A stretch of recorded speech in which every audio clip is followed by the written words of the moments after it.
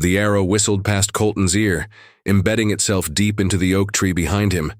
He didn't flinch, couldn't flinch, because the figure emerging from the morning mist had frozen his blood solid.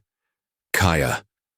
The name escaped his lips like a prayer he'd forgotten how to say. 20 years had carved lines into her face, but those eyes, storm gray and fierce as a mountain cat, were exactly as he remembered. The Apache woman stepped closer, her bow still drawn. Another arrow nocked and ready. Her buckskin dress was adorned with beadwork that caught the early sunlight, and her long black hair was streaked with premature silver. "You have no right to. Speak my name, white man." Her English was perfect, tinged with the same musical accent that once whispered sweet promises in his ear under stolen moonlight. Behind her, partially hidden by a cluster of pine trees, stood a boy. Colton's heart hammered against his ribs as he took in the child's features, the sharp jawline that mirrored his own, the way the boy held his shoulders, defiant and proud. But it was the eyes that stopped Colton's world from turning. Blue eyes. His blue eyes staring back at him from a face that was undeniably half Apache, half something else, half him. "Is he?" Colton started, his voice cracking like a schoolboy's. Kaya's arrow point never wavered from his heart. 19 years you've been gone, Colton Ravencrest. 19 years I've raised him alone, telling him his father was a coward, who ran when the soldiers came. The boy, nearly a man now, stepped forward. His movements were fluid like his mother's, but there was something else there, something that reminded Colton of his own restless energy at that age. "Mama, who is this man? Why does he look like—" "Get back, Flint." Kaya's voice cracked like a whip, but Colton caught the tremor underneath. The name hit him like a physical blow. Flint. She'd named their son Flint. "You remember?" Colton said softly, taking a step closer despite the arrow aimed at his chest. "You remember that night by Flint Creek when we were fools?" Kaya's voice broke, and for just a moment the warrior woman facade crumbled. "When I believed your promises about running away together, about defying both our peoples for love." Flint's eyes darted between them, understanding dawning in those familiar blue depths.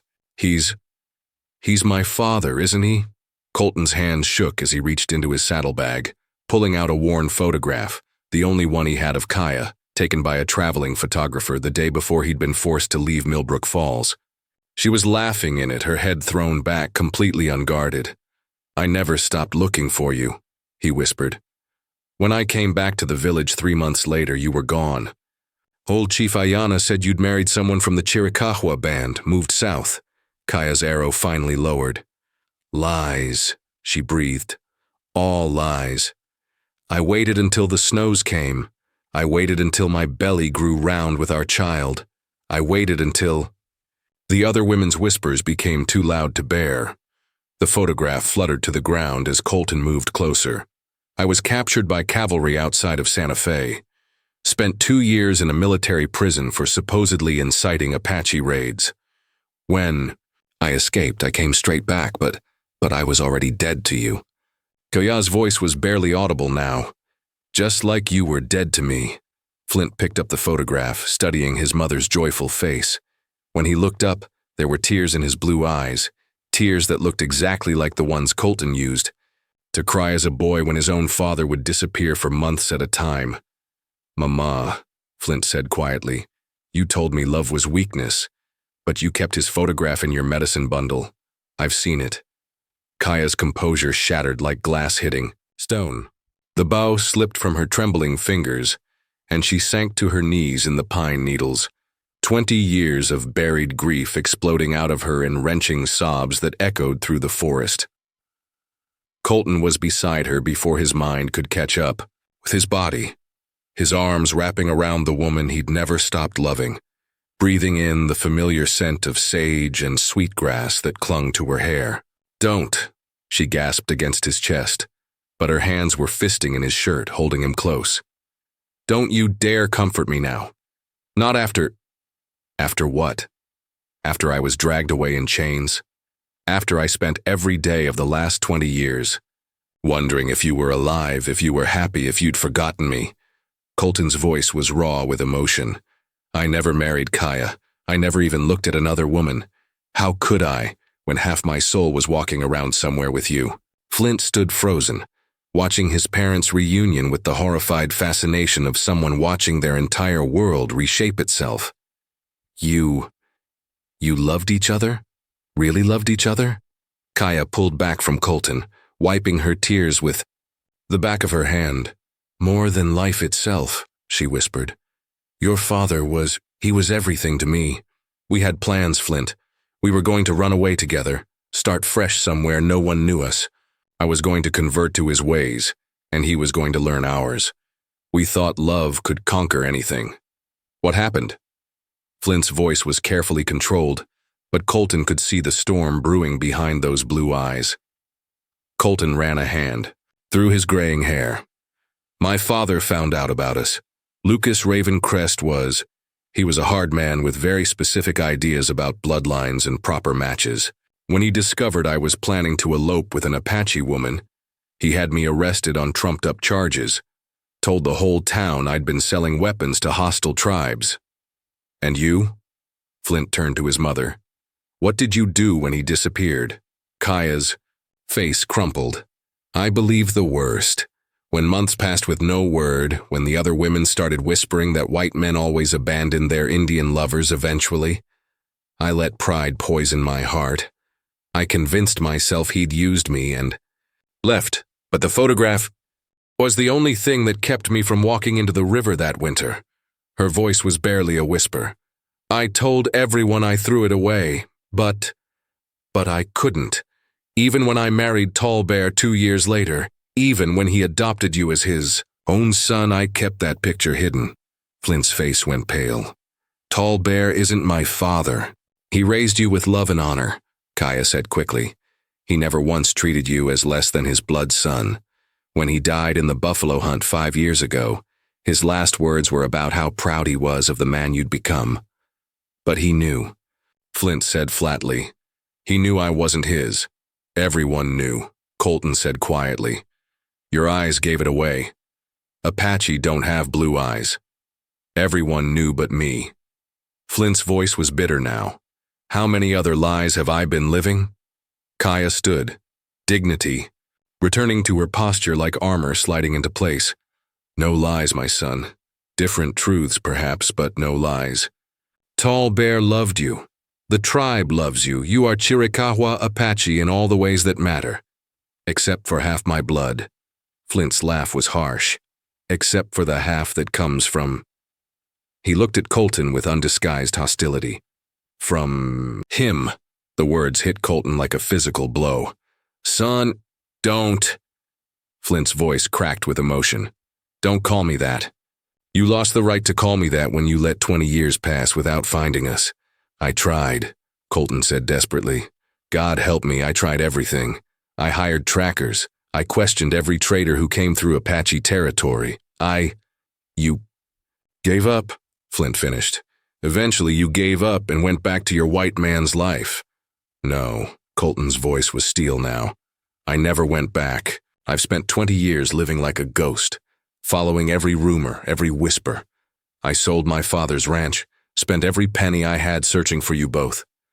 3 days ago, I heard talk in the saloon about an Apache woman with a half-breed son, living near Copper Canyon. I've been riding hard ever since. Kaya looked up sharply. Someone spoke of us in a saloon? A cavalry scout. Said he'd seen you at the trading post in Millbrook Falls last month. Colton paused. He said you asked about me, asked if anyone knew what happened to Colton Ravencrest. The admission hung in the air between them like smoke from a dying fire. The silence stretched taut as a bowstring until Kaya finally spoke, her voice barely audible. I did ask about you. Every year I make the journey to Millbrook Falls for supplies. Every year I tell myself it's just for coffee and sugar and ammunition. Every year I find myself asking questions I swore I'd never ask. Flint stared at his mother, betrayal written across his features. You've been looking for him too? Not looking, Kaya said carefully. Just wondering. A woman has a right to wonder about the father of her child, even if she's convinced herself he's better off forgotten. But you told me he was dead, Flint said, his voice rising. When I was 7, when I asked why I looked different from the other children, you told me my white father had died in a cavalry charge before I was born. Kaya flinched. Dead to us. I meant dead to us. That's not what you said. Flint's composure was cracking. 20 years of carefully constructed identity crumbling around him. You made me mourn him, Mama. I used to sneak away to the old burial grounds and leave offerings for his spirit. I created whole stories about who he was, what he was like, how he died bravely protecting settlers. Colton felt his heart breaking with every word. Son, Stop calling me that. Flint wheeled around, his face contorted with rage and pain. You want to know what the worst part is? The worst part is that I dreamed about you. All my life I dreamed about meeting you, about you coming back from the dead to claim me, and now here you are, alive and breathing, and I wish you really were dead. The words hit Colton like physical blows, but he forced himself to remain standing. I understand your anger. Do you? Flint stepped closer, and Colton was struck by how tall his son had grown, nearly 6 feet with the lean, powerful build of a natural warrior. Do you understand what it's like to grow up between two worlds, belonging fully to neither? Do you understand what it's like to be called ghost eyes by the other children, to have your own people look at you and see the enemy? Yes, Colton said quietly. I do understand that, because I grew up the same way, caught between my father's world of cattle ranching and respectability, and my mother's world of wild horses and freedom. She was half Comanche, you see. My father married her for her beauty and spent the rest of his life trying to civilize the wildness out of her. Flint stopped advancing, confusion flickering in his blue eyes. Your mother was Indian? Half, which made me a quarter-blood, just Indian enough to never quite fit in white society, not Indian enough to be accepted by the tribes. Colton's smile was bitter. I know exactly what it's like to be caught between worlds, son. It's why I fell so hard for your mother. She was the first person who saw all of me and didn't try to change what she found. Kaya made a small, wounded, and you never told me about your mother. You never asked about my family. Colton turned to her. We were so busy planning our escape, so focused on the future we were going to build together, that we never really talked about the past. Maybe if we had, things would have been different. Maybe if we'd trusted each other more, Kaya whispered. Maybe if I hadn't been so quick to believe the worst. Maybe if I'd fought harder against my father's interference, Colton countered. Maybe if I'd found a way to get word to you from prison. Maybe. Flint's voice was thick with shed tears. 20 years of maybes, and where does that leave us now? It leaves us here, Colton said simply. Right here, right now, with a choice to make. We can let the past poison what's left of our future, or we can try to build something new from the wreckage. What future? Flint laughed bitterly. What possible future could we have? You're white, she's Apache, and I don't even know what I am anymore. You're our son, Kaya said firmly. You're the best of both of us, the living proof that love can create something beautiful even in the midst of hatred and division. Am I? Flint's voice was small now, vulnerable. Or am I just a reminder of a mistake you both made 20 years ago? Colton stepped forward, slowly, carefully, the way he might approach a spooked horse. You want to know what you are, Flint? You're the reason I never stopped searching. You're the reason I never gave up hope. Even when I didn't know for certain you existed, something in my heart kept insisting that somewhere out there was a piece of me walking around waiting to be found. Pretty words, Flint said, but his voice had lost some of its edge. True words, Colton corrected. The truest I've ever spoken. 3 days later, they sat around a small fire in a hidden canyon that Kaya had discovered years ago during her wanderings. It had become their neutral ground, a place where the outside world couldn't intrude on the delicate process of rebuilding 20 years of lost connection. Flint was teaching Colton to read Apache sign language, his hands moving in graceful patterns that spoke of wind and water, of hunting and home. This means father, he said, his fingers forming a specific configuration. But there are different signs for different kinds of fathers. Blood father, adopted father, spiritual father. Which one applies to me? Colton asked quietly. Flint hesitated, then showed him a sign that was subtly different from the first. This one means father who returns from a long journey.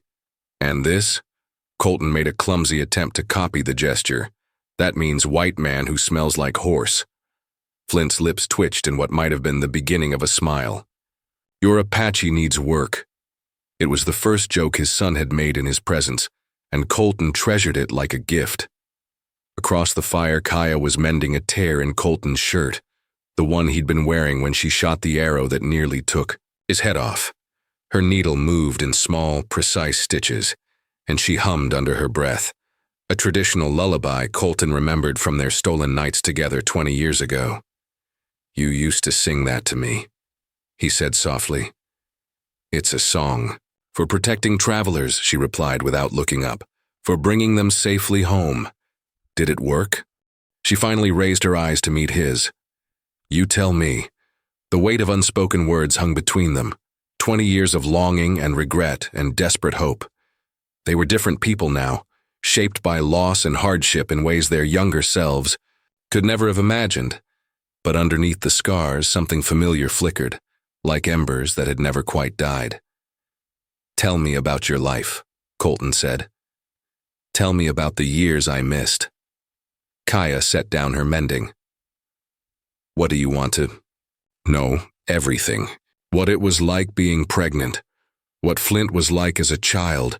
How you survived those first winter months alone. I wasn't alone, she said carefully. My grandmother, Ayanna, took me in when the shame became too much to bear. She delivered Flint in her lodge during the worst blizzard in tribal memory. She said it was a sign that he would be a bridge between the storm and the calm. Flint looked up from the rabbit he was skinning for their dinner. Great-grandmother always said, I was born to bring two worlds together. I used to think she meant the Apache world and the white world, but now, Colton prompted. Now I think she meant your world and Mama's world. Not Apache and white, but Colton and Kaya. He paused. She knew, didn't she? She knew who you were. Kaya nodded slowly. Ayanna was wise in ways that frightened people. She saw things others couldn't see, knew things others couldn't know. When you rode into our camp that first time looking for horses to buy, she took one look at you and told me to be careful because you would either be my salvation or my destruction. Which was I? Colton asked. Both, Kaya said simply. Loving. You destroyed the girl I was, the obedient daughter who would marry whoever the elders chose, who would live quietly in the traditional ways. But loving you also saved me in ways I'm only beginning to understand. How? She was quiet for a long moment, watching the flames dance. Before you, I was sleepwalking through my life. I did what was expected, said what was appropriate, felt what was acceptable. You woke me up. You made me realize I had choices, that I could shape my own destiny instead of just accepting whatever fate the spirits handed me. Even after I left, even when you thought I'd abandoned you, especially. Then her smile was sad but genuine. Raising Flint alone, without a husband's protection or a father's guidance, forced me to become stronger than I ever thought possible.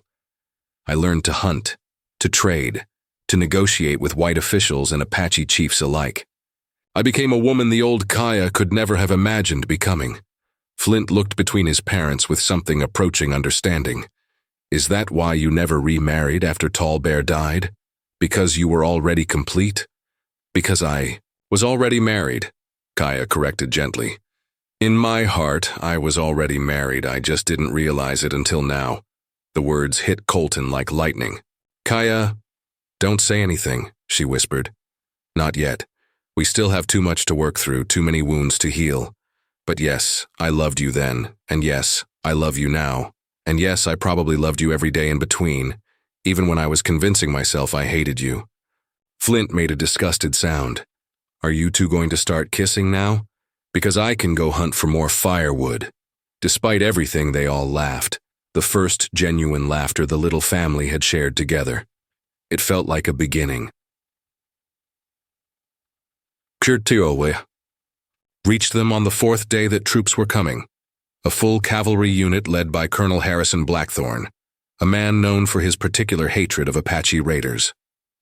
Someone in Millbrook Falls had spotted Colton talking to hostiles and reported it as a potential threat. 20 men, breathed the young Apache scout who brought them the news. Maybe more. They're asking questions about the half-breed and his white father. Flint went very still. They know about us? They know enough, Kaya said grimly. Enough to make us all targets. Colton felt the familiar weight of impossible choice settling on his shoulders. 20 years ago, he'd faced a similar moment. Stay and fight for love or run to protect the woman he cared about. This time, he wasn't going to make the same mistake. We have to split up, he said. It's the only way. No. Flint's voice was sharp. No more running. No more splitting up. I'm tired of living my life based on other people's fear and hatred. Son, you don't understand. I understand perfectly.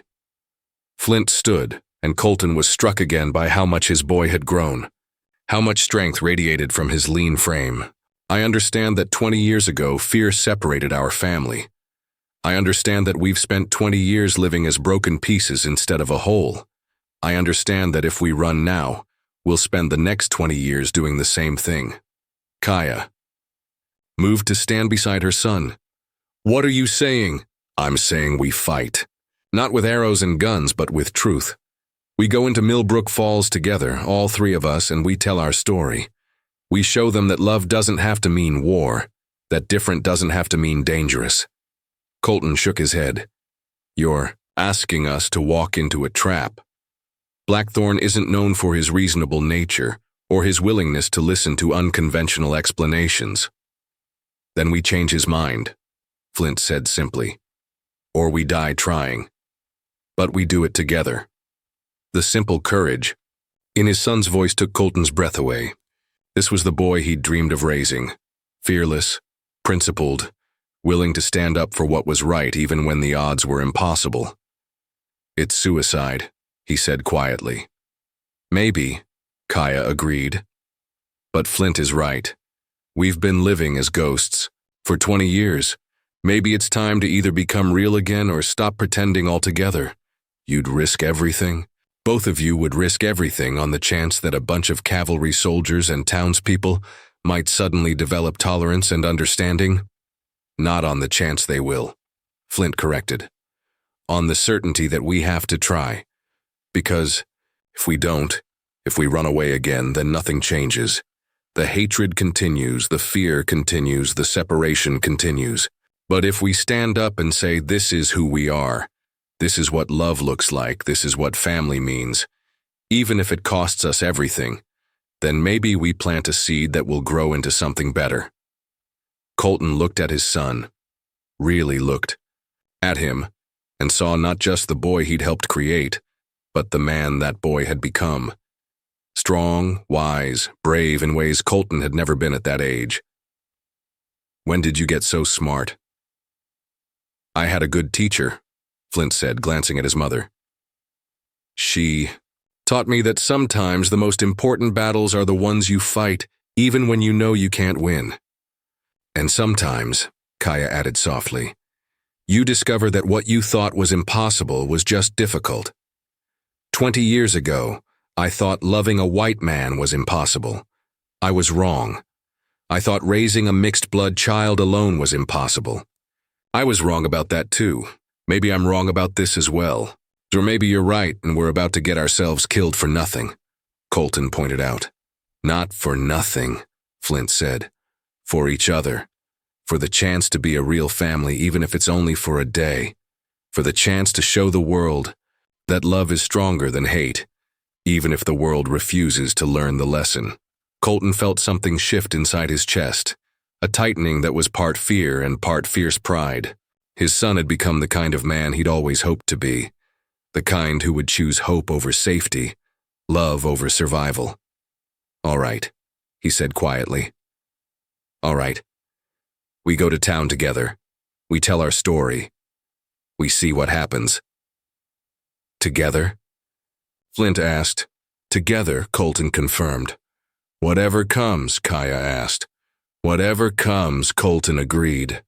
They clasped hands around the dying fire, Apache woman, white man, and the bridge they'd built between worlds, and prepared to face whatever destiny awaited them in the dusty streets of Millbrook Falls. Main Street had never seen anything quite like the sight that rode into town at high noon. A graying white man on a paint horse, flanked by an Apache woman in traditional dress and a young man whose blue eyes blazed with determination from a face that was clearly mixed blood. Colonel Blackthorne was waiting for them, along with 20 mounted cavalry soldiers and half the townspeople of Millbrook Falls. The colonel was a thin, sharp-featured man with cold gray eyes and a mustache waxed to military precision. His uniform was spotless despite 3 days of hard riding, and his hand rested casually on his saber hilt. Colton Ravencrest, he said as they dismounted. You've caused quite a stir, Colonel. Colton kept his voice level. I hear you've been looking for me. Looking for you, yes. Though I admit I'm curious about your companions. Blackthorne's gaze lingered on Kaya with undisguised distaste. Care to explain why you're traveling with known hostiles? Known hostiles? Flint stepped forward, his voice carrying clearly across the silent street. Is that what you call a woman who's never raised a weapon against any white person? A woman who's traded peacefully with this town for years? I call it what it is, boy. Apache, which makes it dangerous by definition. Blackthorne's eyes narrowed. And you're the half-breed everyone's been talking about, the one who's been scouting for war parties. I've never scouted for anyone, Flint said calmly. I hunt rabbits and deer to feed my family. I trade pelts for coffee and ammunition. I've never so much as stolen an apple from your precious white orchards. A murmur ran through the crowd, some supportive, some hostile. Colton recognized several faces from his youth. Mrs. Henderson from the general store, old Doc Martinez, Tom Bradley who ran the saloon. They were looking at him with a mixture of curiosity and disappointment, as if he'd betrayed something fundamental about their shared past. The boys telling the truth. The voice came from an unexpected source. Sheriff Pete Carlson, a man Colton remembered as fair-minded but cautious. I've been keeping an eye on the Apache camps for 5 years now. This young man has never been involved in any raids or conflicts. Neither has his mother. Your point, Sheriff? Blackthorne's tone suggested that local law enforcement opinions were beneath his notice. My point is that maybe we should hear what they have to say before we start shooting. There's nothing to hear, snapped Mayor Hutchins, a portly man who'd grown rich selling overpriced supplies to passing wagon trains. Colton Ravencrest was seen consorting with hostiles. That's enough for me. Consorting. Kaya spoke for the first time, her English clear and precise. Is that what you call a son meeting his father for the first time in 20 years? The words hit the crowd like a physical blow. Conversation stopped mid-sentence. Children who had been peeking around their mother's skirts went still. Even the horses seemed to sense the sudden tension. His father? Colonel Blackthorne looked between Colton and Flint with new interest. You're claiming this half-breed is your son? I'm not claiming anything, Colton said quietly. I'm stating a fact. Flint is my son. Kaya is the woman I loved 20 years ago, the woman I've been searching for ever since. Searching for? Mrs. Henderson stepped forward, her weathered face creased with confusion. But, Colton, everyone said you went back east. Said you married some banker's daughter in St. Louis. Everyone was wrong. Colton's voice carried clearly. Across the street. I never married anyone, never loved anyone but Kaya. When I was forced to leave 20 years ago, I left behind the only family I ever wanted. Forced to leave? Doc Martinez spoke up. What are you talking about, son? Your father said you went willingly. My father lied. The words came out harder than Colton intended. He had me arrested on false charges to prevent me from marrying an Apache woman. I spent 2 years in military prison, and by the time I escaped, Kaya was gone. That's impossible, Mayor Hutchins sputtered. Lucas Ravencrest was a pillar of this community. He would and he did. Colton's eyes swept the crowd, meeting every gaze that would hold his. He couldn't bear the thought of Indian blood mixing with the precious Ravencrest line, so he destroyed my life and Kaya's to preserve his notion of racial purity. Even if... That's true, Colonel Blackthorne cut in. It doesn't change the current situation. You're still consorting with Apache. You're still a potential threat to the security of this territory. The only threat here, Flint said, his young voice carrying surprising authority, is the threat of ignorance. The threat of judging people by their blood rather than their actions. The threat of letting fear and hatred poison another generation. Pretty words from a half-breed, sneered a voice from the crowd. Pretty words from a human being, Flint corrected, which is all any of us are, underneath the skin color and the cultural differences. Human beings trying to find love and family and belonging in a world that seems determined to keep us separate. Sheriff Carlson stepped forward. What exactly are you three asking for here? What do you want from us? Nothing, Kaya said simply. We want nothing from you except the right to exist. The right to be a family without being hunted for it. The right to love each other without being called traitors or hostiles or threats. And if we say no, Colonel Blackthorne's hand was still on his saber. If we decide you're too dangerous to leave alive, then you'll have to live with what comes after, Colton said quietly. You'll have to live with knowing you murdered a family whose only crime was loving across the lines your hatred drew in. The sand. The silence stretched so long that Colton could hear his own heartbeat.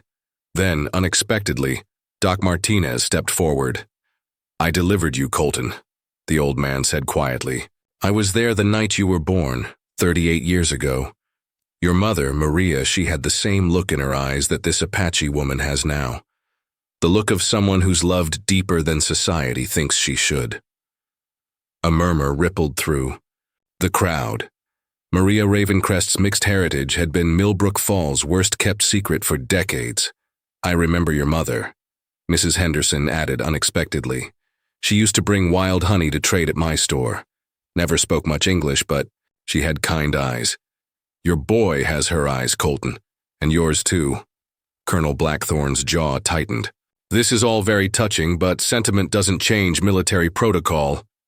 Protocol says you're supposed to protect American citizens, Sheriff Carlson interrupted. Last I checked, Colton's still a citizen, and his son was born on American soil to an American father. His son is half Apache, Blackthorne snapped. So was his grandmother, Doc Martinez said firmly, and she never hurt anybody. Spent her whole life trying to build bridges between our peoples. Flint stepped forward, his voice carrying clearly across the street. My great-grandmother used to tell me that hatred is like a fire. It burns hot and bright, but it consumes everything it touches, including the one who carries it. Love, she said, is like water. It finds a way through the hardest stone and it gives life instead of taking it. Your great-grandmother was Apache? Mrs. Henderson asked. Yes, ma'am. Chiricahua. Her name was Ayana, and she spent 60 years of her life trying to teach her people that not all white men were enemies. Just like she tried to teach me that my white blood didn't make me a traitor to my Apache family. And what did you learn? Doc Martinez asked gently. I learned that blood doesn't make family. Choices do. Love does. The willingness to stand together when the world tries to tear you apart, that's what makes family. Flint looked around the circle of faces, some hostile, some curious, some genuinely moved. I learned that my parents' love created me, but it's going to take all of our choices to create the world I want to live in. A world where children don't have to choose between halves of themselves.